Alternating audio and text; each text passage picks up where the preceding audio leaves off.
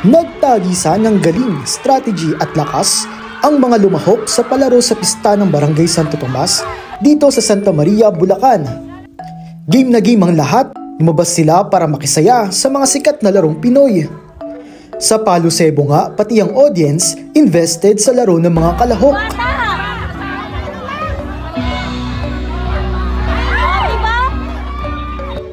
Sulit ang ilang minutong binuno ng mga lalaking ito upang maakyat ang kawayan.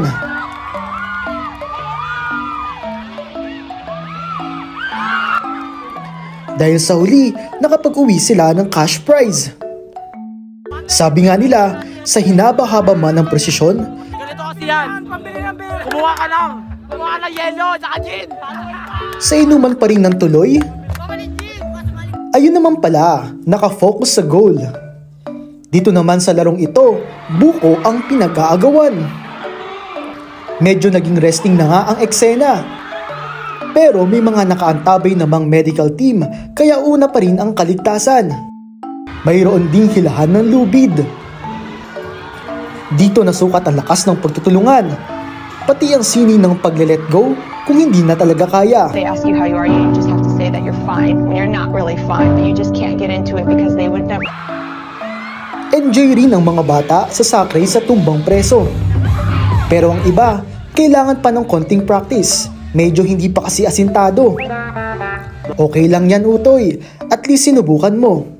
Gaya ng pagsubok ng biik na yan na kumalma sa kabila ng dami ng taong nakatitig sa kanya sa munting arena na ito. Dito ginanap ang larong hulihan ng biik. Ang mga manlalaro ay ikinulong kasama ang biik. Ang goal, well, dapat mahuli ang biik ng nakapiring. Ang nagwagi, nag-uwi ng pabuya. Pati ang biik, sa kanya na. Pero mukhang safe naman ang biik dahil ayon sa kanya, aalagaan niya ito. Ano gagawin mo dito? Alagaan! Sa'yo na ko! Niliteral ni Kuya ang bring home the bacon. Ang saya, di ba? Kaya kung ako sa inyo, itry nyo rin sumali sa mga palarong Pinoy, lalo tuwing pista. Ang mga palarong ito ay bahagi ng pagdiriwang ng pistahan ng Barangay Santo Tomas dito sa Santa Maria, Bulacan. Gusto ko pa ng contest sunod dito, i-follow at mag-subscribe lang sa social media pages ng News 5. Ako si Louie Rugino, News 5 Digital.